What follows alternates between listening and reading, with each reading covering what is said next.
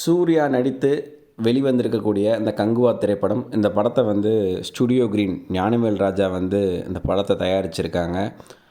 Siva direct பண்ணியிருக்காங்க. Music director Devi Sri Prasad இந்த படத்துக்கு இசையமைச்சிருக்காங்க. இந்த திரைப்படம் தற்போது ரசிகர்கள் மத்தியில் ஒரு கலவையான விமர்சனங்களை பெற்றிருக்கு. ஒரு விமர்சனத்தினால் ஒரு படத்தை இவ்வளவு பெரிய தோல்விக்கு தள்ள முடியுமா என்ற கேள்வி தற்போது எழுந்திருக்கு. இந்த நேரத்தில் சுதாரிக்காமல் விட்டால் தமிழ் சினிமாவுக்கே இது ஒரு சாபக்காடாக மாறிடும் அப்படின்ற ஒரு நல்ல எண்ணத்தை கருத்தில் கொண்டு தற்போது தமிழ்நாட்டுடைய தயாரிப்பாளர் சங்கத்தின் சார்பாக ஒரு அறிக்கை ஒன்று வெளியிட்டிருக்காங்க. ரொம்ப கடுமையாக ஒரு அறிக்கை ஒன்று வெளியிட்டிருக்காங்க. குறிப்பாக வந்து ஒரு திரைப்படம் திரையிடும்போது அந்த திரைப்படத்தை விமர்சிப்பதற்கு எல்லாருக்குமே உரிமை இருக்குது. குறிப்பாக ஒரு ரூபாய் 190 வந்து ஒரு திரைப்படத்துக்கு டிக்கெட் வாங்கி பார்க்கக்கூடிய ஒவ்வொரு ரசிகனுக்கும் அந்த திரைப்படத்தை விமர்சனம் செய்வதற்கு அவனுக்கு உரிமை இருக்குது. ஆனால் அதே நேரத்தில் ஒரு திரைப்படத்தின் விமர்சனத்தின் மூலம் ஒரு தனிப்பட்ட நபரை தாக்குதல் நடத்துவதற்கு போல அவங்க விமர்சிப்பது எந்த வகையிலும் ஏற்றுக்கொள்ள முடியாதுன்றது எல்லாரும் அறிந்தவையே. குறிப்பாக இப்போது தமிழ்நாட்டில் ஒரு திரைப்படத்தை விமர்சனம் செய்யும்போது ஒரு திரையரங்கில் பார்த்திங்கன்னா அந்த கங்குவா திரைப்படத்தை விமர்சனம் செய்த ஒரு பெரியவர் வந்து இந்த படம் நல்லா இருக்குது நல்லா இல்லைன்றதை தாண்டி அந்த படத்தில் நடித்த சூர்யாவை அடிப்பேன், அந்த படத்தை இயக்குன சிவாவை உதைப்பேன், இந்த படத்தை தயாரித்த ஞானவேல் ராஜாவை கடுமையாக விமர்சனம் பண்ணி திட்டுறது, மியூசிக் டைரக்டரை திட்டுறது, படத்தை பற்றி எந்த ஒரு ரிவ்யூவும் சொல்லாமல் தனிப்பட்ட நபரின் தாக்குதலே அவருடைய விமர்சனம் அதிகமாக இருந்துச்சு. தற்போது அதையும் இவங்க வந்து சுட்டி காட்டி இவங்க வந்து ஒரு பதிவு ஒன்று பதிவிட்டிருக்காங்க.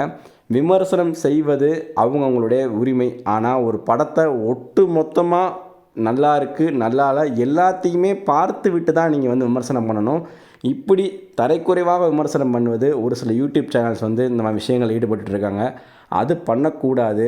அப்படி பண்ணும் பட்சத்தில் அவங்க மேலே உரிய நடவடிக்கை, அதுவும் சட்ட ரீதியான நடவடிக்கை எடுக்கப்படும் என்று தற்போது தயாரிப்பாளர் சங்கத்தின் சார்பாக ஒரு கடுமையான ஒரு ஸ்டேட்மெண்ட் வந்து வெளியிட்டிருக்காங்க. இது தமிழ் சினிமாவின் அடுத்த கட்ட நகர்வுக்கு இத்தகைய இந்த யூடியூப் சேனல்ஸ் மூலிமா செய்யப்படக்கூடிய இந்த ரிவ்யூஸ் வந்து ஒட்டுமொத்த தமிழ் சினிமாவின் அழிவிற்கான காரணமாக அவங்க பார்க்குறாங்க.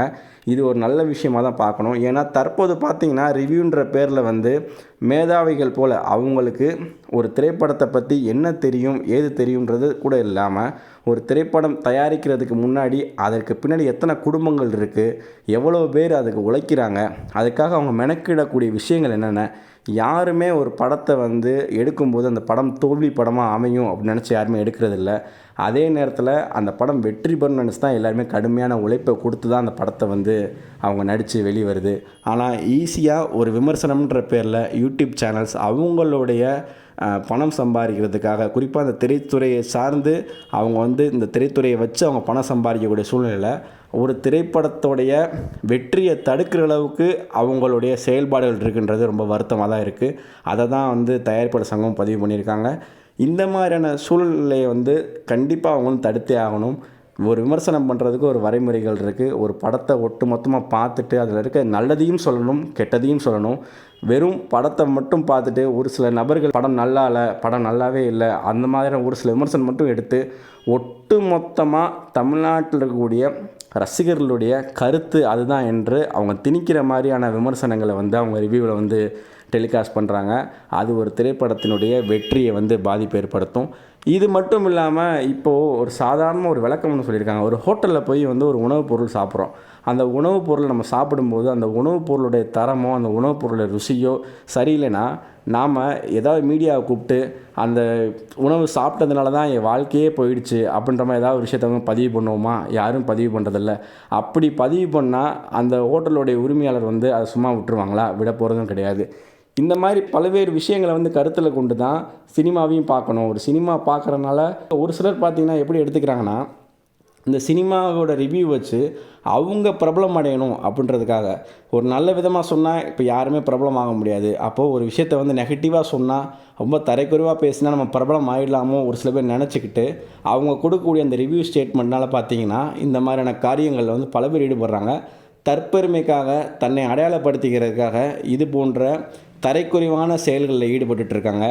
அவங்க மீது சட்ட ரீதியாக வன்மையாக கண்டித்து அவங்க மீது நடவடிக்கை எடுக்கப்படும் என்று தற்போது தயாரிப்பாளர் சங்கம் வந்து ஒரு அறிக்கையை வெளியிட்டிருக்காங்க. இது மட்டும் இல்லைங்க, தமிழ்நாடுடைய தேட்டர் உரிமையாளர்கள் சேர்ந்து ஒரு முடிவு ஒன்று எடுத்திருக்காங்க. இது எல்லாத்துக்கும் முக்கியமான காரணம்னு பார்க்கும்போது, இந்த தேட்டரில் இந்த ஃபஸ்ட் டே ஃபஸ்ட்டு ஷோ வந்து பார்த்திங்கன்னா ரொம்ப பிரம்மாண்டமாக கொண்டாடப்படுவாங்க. அந்த கொண்டாடப்படக்கூடிய காட்சிகள் எடுக்கிறதுக்காக யூடியூபர்ஸ் வந்து அந்த தேட்டரில் வந்து குவிஞ்சிட்டு இருந்தாங்க. குறிப்பாக சொல்லணும்னா ஆடியன்ஸை விட இந்த யூடியூபர்ஸ் தான் அதிகமாக குவிக்கிறாங்க. இது ஒரு பக்கம் இருக்க, இந்த அடுத்த தாண்டி வந்து ரிவ்யூன்ற பேரில் இந்த படம் ஃபஸ்ட்டு, அதுவும் குறிப்பாக இன்டர்வலுக்கு முன்னாடியே பார்த்தீங்கன்னா ஒரு ரிவ்யூ, இன்டர்வல் அப்போ ஒரு ரிவ்யூ, இன்டர்வலுக்கு படம் முடிச்சதுக்கப்புறம் ஒரு ரிவ்யூன்றது அவங்களுடைய குறிப்பாக வந்து அவங்க பணம் சம்பாதிக்கிறதுக்காக இந்த ரிவ்யூ சிஸ்டத்தை அவங்க ஃபாலோ பண்ண ஆரம்பித்தாங்க. இது மட்டும் இல்லைங்க, இந்த ஒரு காரணத்தை வந்து தேட்டருடைய உரிமையாளர்கள் சார்பாக வந்து அவங்க ஒரு கண்ட்ரோல் பண்ண போகிறாங்களாம். என்ன விஷயம் அப்படின்னா, இனிமேல் இந்த ஃபஸ்ட் டே ஃபஸ்ட்டு ஷோவுக்கு எந்த ஒரு யூடியூப் சேனல்லையும் தேட்டருக்குள்ளே அனுமதிக்கவே கூடாது ரிவ்யூ பண்ணுறதுக்கு. இது மட்டும் இல்லை, தேட்டருக்குள்ளே மட்டும் இல்லை, அந்த தேட்டர் தாண்டி வெளியவும் அருகே இருக்கக்கூடிய இடங்களையும் அனுமதிக்கக்கூடாது என்று தேட்டர் உரிமையாளர் சார்பாக வந்து திருப்பூர் சுப்பிரமணியன் வந்து ஒரு ஸ்டேட்மெண்ட் வந்து வெளியிட்டிருக்காங்க. இது தமிழ் சினிமாவை பாதுகாக்கிறதுக்காக இவங்க எடுத்திருக்க முடிவுகள். எந்த யூடியூப்பை நம்பி எந்த யூடியூப்பில் விளம்பரங்கள் செஞ்சால் தங்களுடைய படம் மக்களிடம் சென்றடையும் நினச்சி தமிழ் சினிமாவை தற்காலம் பார்த்திங்கன்னா வந்து ஒரு சமீப காலங்களாகவே வந்து யூடியூப்பில் விளம்பரங்கள் செஞ்சால், சேனல்ஸில் விளம்பரம் செஞ்சால் தான் நாம் வந்து படத்தை போய் மக்களிடம் கொண்டு சேர்க்க முடியும்னு நினச்சி எல்லா திரைப்படத்துடைய தயாரிப்பாளர்கள் சார்பாக அந்த படத்தோட நடிகர்கள் எல்லாமே வந்து அவங்ககிட்ட ப்ரமோஷன்ஸ்க்காக போயிட்டு இருந்தாங்க. அதுவே தற்போது அவங்களுக்கு வந்து ஒரு பின் விளைவாக ஏற்படுத்தியிருக்கு. அதே யூடியூப் சேனல்னால் தற்போது அவங்களுடைய படங்கள் எல்லாமே விமர்சனங்களால் உள்ளாக்கப்பட்டு அவங்களுடைய படத்தை தோல்வி படங்களாக மாற்றுவதற்கும் அதே யூடியூப் சேனல்ஸ் வந்து அதுக்கு காரணமாயிடுறாங்க. இந்த நேரத்தில் சுதாரிக்காமல் விட்டால் தமிழ் சினிமாவுக்கு இது சாபக்கேடு, அது மீண்டும் மோசமான நிலைக்கு தள்ளப்படும்ன்ற கருத்தில் கொண்டு தமிழ்நாடு தயாரிப்பாளர் சங்கம் மட்டும் இல்லாமல் திரைத்துறையை சார்ந்த ஒட்டு மொத்தமாக என்னென்ன சங்கங்கள்லாம் இருக்கோ எல்லா சங்கங்களும் ஒன்றிணைந்து இந்த செயலுக்கு எதிராக நம்மெல்லாம் ஒன்று கூடி தமிழ்நாட்டுடைய சினிமாவை வந்து நம்ம காப்பாற்றணும் என்ற அடிப்படையில் தற்போது தயாரிப்பாளர் சங்கம் வந்து ஒரு முடிவு எடுத்திருக்காங்க. இந்த முடிவு ஒரு நல்ல முடிவாக இருக்குமா இல்லையான்றதை பொறுத்திருந்து தான் பார்க்கணும். செய்திகளை உடனுக்குடன் தெரிந்து கொள்ள உடனே சப்ஸ்கிரைப் பண்ணுங்க.